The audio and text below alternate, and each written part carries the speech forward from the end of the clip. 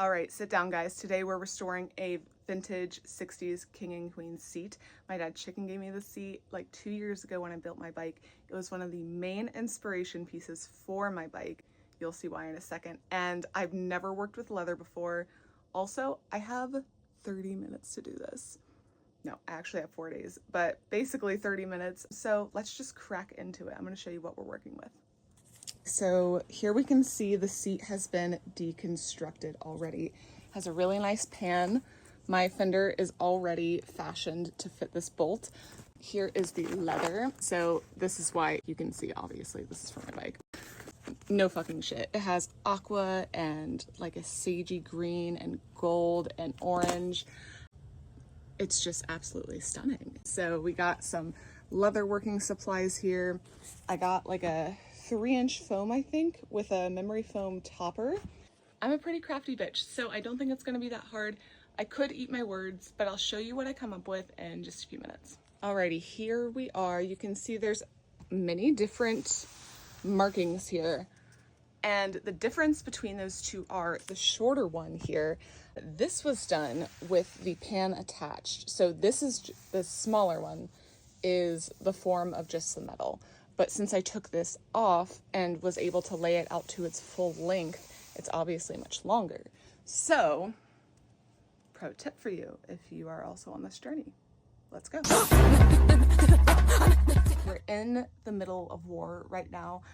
I am probably like an hour in, and this is what I've got so far. So I cut out the first thing and secured it on the rods. I've glued it down.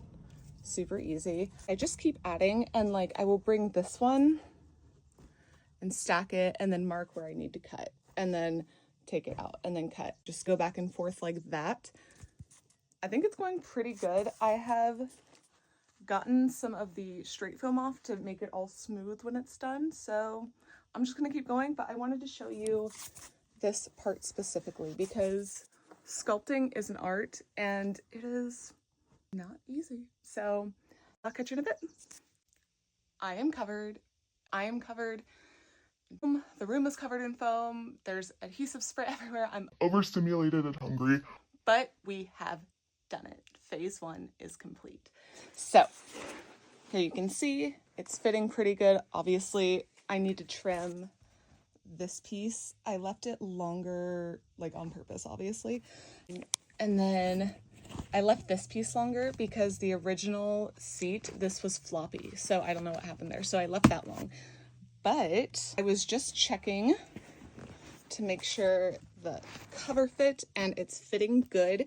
Does it look a little crazy? Yeah, but no one is ever gonna see this. So it's honestly looking very comfy as well.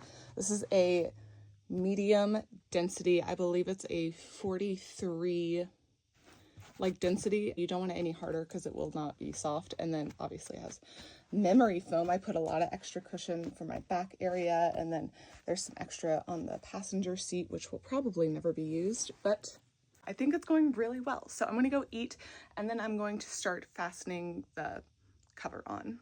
I'm really excited, so I'll see ya. I'm a leather seamstress now. I'm just sewing the sides together so that I can just pop it over the cover and work on like screwing in the side. It's just going slow, but it's fine. So I'll check back in a bit.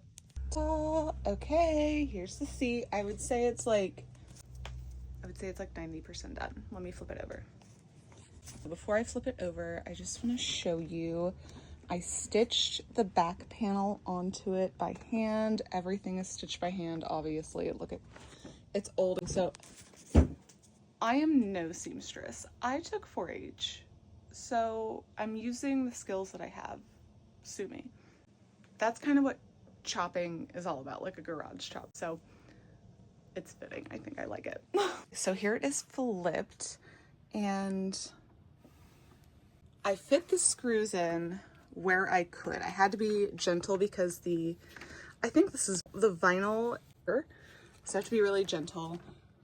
There's this weird little pocket on the front, so that's why I left the foam pretty long, because on the old one it wasn't long. This leather just kind of puckered and it looked really odd. I left it. I will probably close it up more like that. I want to put it on my chop and see what it's like before I do that part. I will also probably like duct tape everything down to just really reinforce it. My plan for the back here is to add on some fringe work so it kind of like hides that in a way. Probably will help reinforce it as well. All in all, the whole thing took me like 4.5 hours, like complete reconstruction. No previous knowledge, just crafty skills, and it was probably like less than 60 bucks to fix it. Pretty proud of myself. All right, I will update you when I have it on the chopper. So I'll see ya. Out here in the garage, just setting it on. Obviously, I haven't taken the other seat off. It's a little lumpy, but I made it in 4 hours all by myself, and I'm really proud of it. So I think it's gonna be really cool.